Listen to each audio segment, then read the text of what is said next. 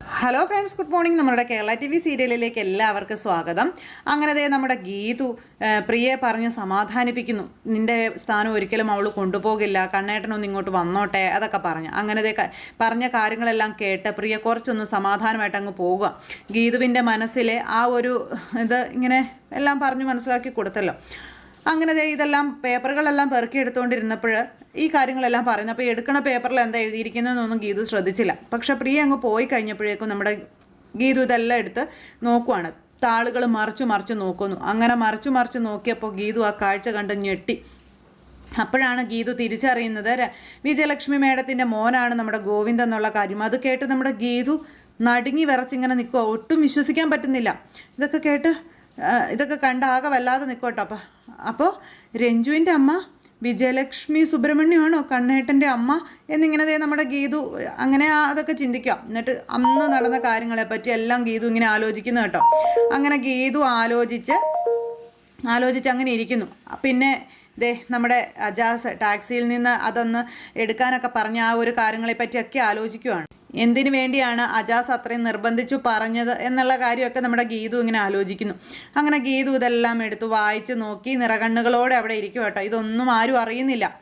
ഈ സമയം പിന്നീട് ഏട്ടനോട് അല്ലെങ്കിൽ ഏട്ടൻ്റെയും അമ്മയുടെ കാര്യം ഗീതുവിനോട് പറയരുത് എന്ന് പറഞ്ഞതിനെ പറ്റിയുള്ള കാര്യങ്ങൾ, അല്ലെങ്കിൽ മകൾ ഇവിടെ താമസിക്കാൻ വന്നതിനെ പറ്റിയുള്ള കാര്യങ്ങൾ, ഇതെല്ലാം ഗോവിന്ദ് അറിഞ്ഞ് കഴിയുമ്പോൾ ആകെ ടെൻഷനിലാകും ഏട്ടൻ എന്നുള്ള കാര്യം രഞ്ജു ഇങ്ങനെ വിജയലക്ഷ്മിയോട് പറയാം. വിജയലക്ഷ്മി ആകെ വിഷമിച്ചിരിക്കുക. ഗീതു എന്താണ് ഏട്ടനോട് പറഞ്ഞിരിക്കുന്നതെന്ന് അറിയില്ലല്ലോ. ഞാൻ ഇങ്ങോട്ടാണ് വന്നതെന്ന് അറിഞ്ഞാൽ ഏട്ടൻ എന്നെ വെറുക്കും എന്നുള്ള കാര്യമൊക്കെ പറഞ്ഞു. ഞാൻ എന്താ അമ്മ ചെയ്യേണ്ടത് എന്നൊക്കെ രഞ്ജു ചോദിക്കുവാണ് വിജയലക്ഷ്മിയോട്. അപ്പം ഞാനിപ്പോൾ എന്താ ചെയ്യാൻ മോളെ? ഗീതു അറിയാൻ ആഗ്രഹിച്ച ആ രഹസ്യം എനിക്ക് വെളിപ്പെടുത്താനായിട്ട് പറ്റിയോ? അവളിപ്പോൾ ലോകത്തിൽ ഏറ്റവും കൂടുതൽ വെറുക്കുന്നത് എന്നെയാകും എന്നുള്ള കാര്യങ്ങൾ ഇങ്ങനെ പറയണം. ഇതൊക്കെ കേട്ട് രഞ്ജു വിഷമിച്ചിരിക്കുക കേട്ടോ.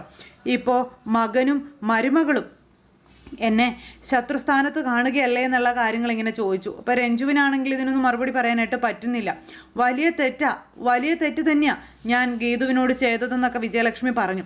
ധ്യാനിനെ തിരിച്ചു തന്ന നിൻ്റെ ജീവിതത്തെ, അതുപോലെ നിന്നെ തിരിച്ചു തന്ന എൻ്റെ ജീവിതവും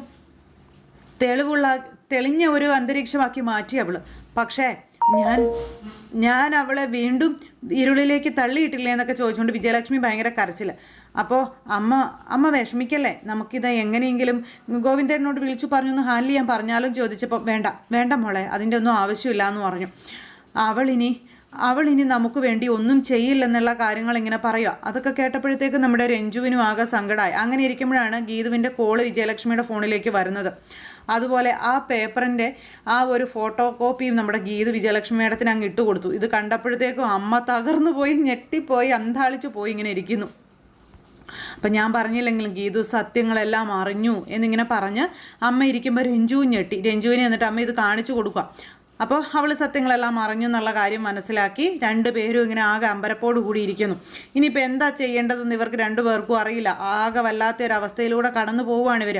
അപ്പോൾ അമ്മ ടെൻഷൻ അടിക്കേണ്ട, ഞാൻ ഗീതുവിനെ വിളിക്കാം, രണ്ടും കൽപ്പിച്ച് വിളിക്കാം എന്ന് രഞ്ജു അമ്മയോട് പറയണു. അങ്ങനെ നമ്മുടെ രഞ്ജു ഫോൺ എടുത്ത് ഗീതുവിനെ വിളിക്കാനായിട്ട് നോക്കുക.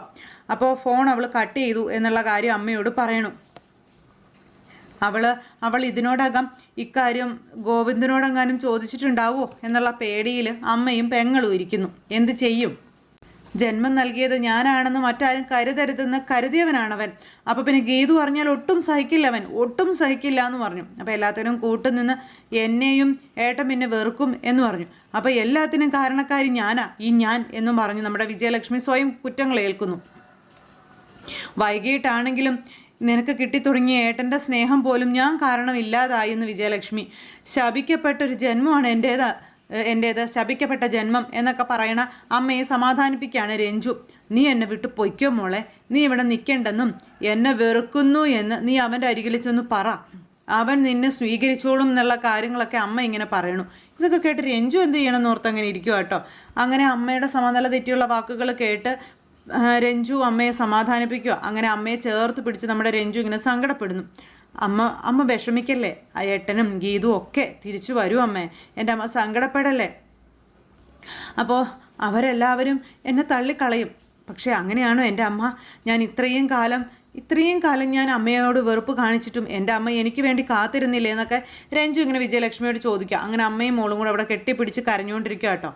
അങ്ങനെ ആ ഒരു സിറ്റുവേഷൻ ഇത് കഴിഞ്ഞതിന് ശേഷം പിന്നീട് കാണിക്കുന്ന ഗീതുവും അജാസും കൂടി ഇങ്ങനെ വണ്ടിയിലിരുന്ന് ആ അറിഞ്ഞ കാര്യങ്ങളെ പറ്റിയൊക്കെ പറയണം.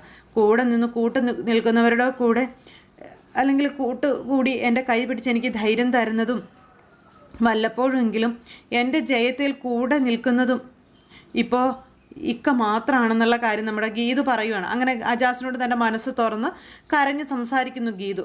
അപ്പോൾ പെങ്ങളെ ജയിപ്പിക്കുന്നതും രഹസ്യങ്ങൾ തകർത്ത് സത്യത്തിലേക്ക് നയിപ്പിക്കുന്നതും അതെല്ലാം പടച്ച തമ്പുരാനാണെന്നും അതിന് ചിലര് ഉപകരണങ്ങളാകുന്നു എന്ന് മാത്രമേ ഉള്ളൂ എന്നുള്ള കാര്യം അജാസ് അന്നേരം ഗീതുവിനോട് പറയുന്നു. കണ്ണേട്ടൻ്റെ SSLC ബുക്ക് കാണാതിരുന്നെങ്കിൽ ഞാൻ ഈ വിവരമൊന്നും ഉടനെ അറിയുമായിരുന്നില്ലെന്നുള്ള കാര്യങ്ങൾ ഗീതു ഇക്കയോട് പറയണം.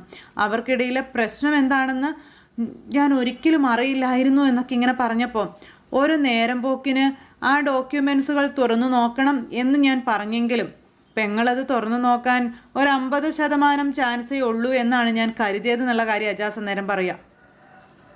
അതിൽ ദൈവത്തിൻ്റെ ഒരു പിടിവള്ളി ഉണ്ടായിരുന്നു എന്ന് ഗീതു അന്നേരം അജാസിനോട് പറയുന്നു. അതുകൊണ്ടാണ് തനിക്കത് തുറന്നു നോക്കാൻ സാധിച്ചതെന്നും വിജയലക്ഷ്മി അമ്മയാണെന്നുള്ള കാര്യം കണ്ണേട്ടൻ എന്തുകൊണ്ടായിരിക്കും മറ്റാരോടും പറയാതിരുന്നത് എന്നുള്ള കാര്യം ഗീതു ഇങ്ങനെ ചോദിച്ചപ്പം അതിന് വ്യക്തമായൊരു കാരണമുണ്ട്. ആ കാരണം എന്താണെന്നാണ് നമുക്കറിയാത്തത്.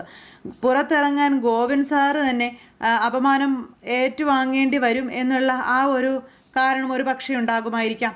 അല്ലെങ്കിൽ ഇവർക്കിടയിൽ മറ്റെന്തെങ്കിലും പ്രശ്നങ്ങളുണ്ടായിരിക്കാം എന്നൊക്കെ പറഞ്ഞ് ഇക്ക ഇങ്ങനെ ഗീതുവിനോട് പറയുവാണ്. എന്നിരുന്നാലും നമുക്ക് അതങ്ങ് വിട്ടേക്കാം എന്ന് പറഞ്ഞപ്പോൾ അങ്ങനെ വിടാൻ പറ്റുമോ ഇക്ക? ഇതിൻ്റെ സത്യം എന്താണെന്നും അവർക്കിടയിലുള്ള യഥാർത്ഥ പ്രശ്നം എന്താണെന്നും നമുക്ക് അറിയണ്ടേന്ന് ഗീതു ചോദിച്ചപ്പോൾ അത് വേണോ?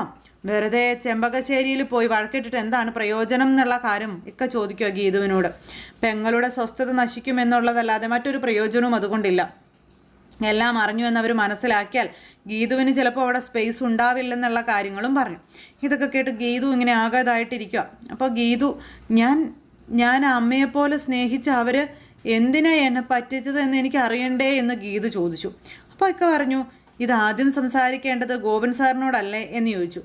അത് കഴിഞ്ഞ് ചെമ്പകശ്ശേരിയിലേക്ക് പോകണോ വിജയലക്ഷ്മിയെ കാണണോ എന്നൊക്കെ നമുക്ക് തീരുമാനിച്ചാൽ പോരെ എന്നും ഇക്ക ഗീതുവിനോട് ചോദിക്കുന്നു.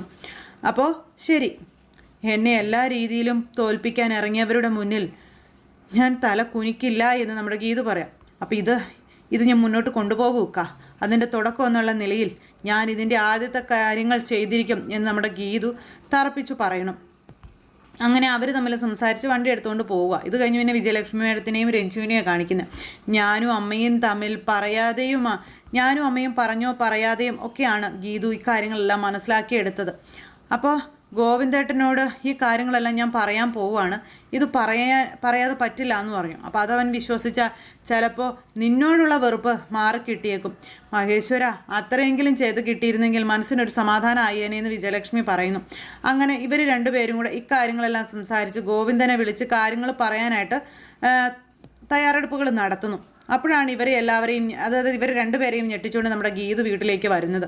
ഗീതു വീട്ടിലേക്ക് വന്ന് വിജയലക്ഷ്മിയുടെ മുന്നിൽ ഇങ്ങനെ നിൽക്കുവാണ്. ഗോവിന്ദേട്ടൻ നിങ്ങളുടെ മകനാണെന്ന് എന്തുകൊണ്ടാണ് എന്നോട് മറച്ചു വെച്ചത് എന്ന് ഗീതു വിജയലക്ഷ്മിയോട് ചോദിക്കുന്നു.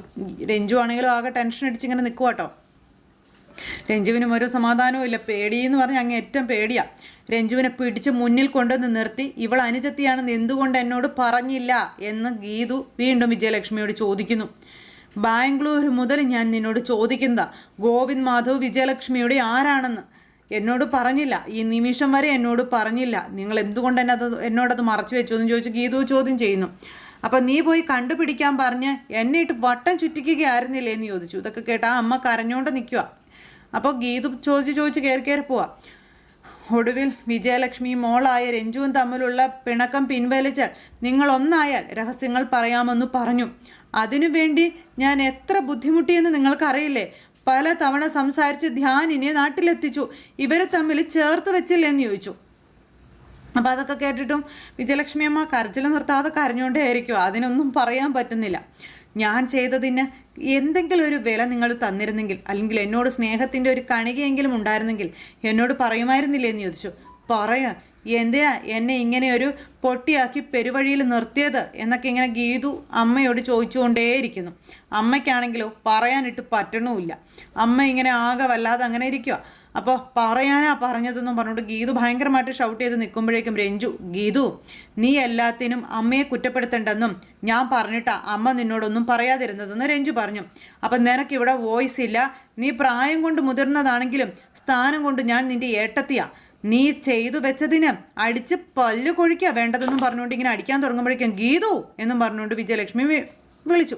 അപ്പം ഗീതു, ദേഷ്യം തീർക്കട്ടെ അമ്മേ, നീ എത്ര വേണമെങ്കിലും തല്ലിക്കോ, ശിക്ഷ വാങ്ങാൻ ഞങ്ങൾ യോഗ്യരാണെന്ന് നമ്മുടെ രഞ്ജു അന്നേരം പറഞ്ഞു. ഗീതുവിൻ്റെ ആ ഒരു ശൗര്യം പതുക്കെ അടങ്ങുവാണ്. ഞങ്ങളുടെ ഗതികേട് കൊണ്ട് അങ്ങനെ സംഭവിച്ചു പോയതാണെന്ന് രഞ്ജു അന്നേരം ഗീതുവിനോട് പറയുന്നു. അപ്പം നീ മാറി നിൽക്കുക, നിനക്കുള്ളത് ഞാൻ വേറെ തരാമെന്ന് ഗീതു രഞ്ജുവിനോട് പറയണം. എനിക്ക് ആദ്യം ശിക്ഷ കൊടുക്കാനുള്ളത് ഇവർക്കിട്ടാണെന്നും പറഞ്ഞുകൊണ്ട് വിജയലക്ഷ്മിയുടെ നേരെ ഇങ്ങനെ വിരൽ ചൂണ്ടി നിൽക്കുവാണ്. എൻ്റെ കൂടെ വരാനാ പറഞ്ഞതെന്ന് പറഞ്ഞുകൊണ്ട് ഗീതു വിജയലക്ഷ്മിയെ പിടിച്ചു വലിച്ചു കൊണ്ടുപോകണം. അങ്ങനെ ദൈവത്തിൻ്റെ മുന്നിൽ കൊണ്ടുപോയി നിർത്തുക. എന്നിട്ട് എന്ത് ശിക്ഷയാ ഞാൻ നിങ്ങൾക്ക് തരേണ്ടത് എന്ന് ഗീതു വിജയലക്ഷ്മിയോട് ചോദിക്കുന്നു. വിജയലക്ഷ്മി ഇങ്ങനെ വല്ലാതെ നിൽക്കുക കേട്ടോ. ഗീതു അന്നേരത്തേക്കും ഇങ്ങനെ ഭയങ്കര ദേഷ്യത്തോടെ വന്നെങ്കിലും ഗീതുവിൻ്റെ ആ ഉള്ളിലെ സ്നേഹം, അല്ലെങ്കിൽ ഗീതുവിൻ്റെ ആ ഉള്ളിലെ എന്താ അമ്മയോടുള്ള കരുതൽ, ഇതെല്ലാം ഉണ്ട്. ഗീതു എന്നിട്ട് അമ്മയെ കൊണ്ടുവന്ന് ദൈവത്തിൻ്റെ മുന്നിൽ നിർത്തിയിട്ട് ബാഗ് തുറന്ന് അതിൽ നിന്ന് വെറ്റിലെ അടക്കിയെടുക്കുന്നു. എന്നിട്ട് അമ്മയുടെ മുന്നിലേക്ക് വെച്ച് നീട്ടുവാണ്. അങ്ങനെ ഗീതുവിൻ്റെ ആ ഒരു ഇത് കണ്ടു കഴിഞ്ഞപ്പോഴേക്കും അമ്മ ഞെട്ടി, രഞ്ജു ഞെട്ടി, ഒരിക്കലും പ്രതീക്ഷിക്കാത്തൊരു വല്ലാത്തൊരിത്.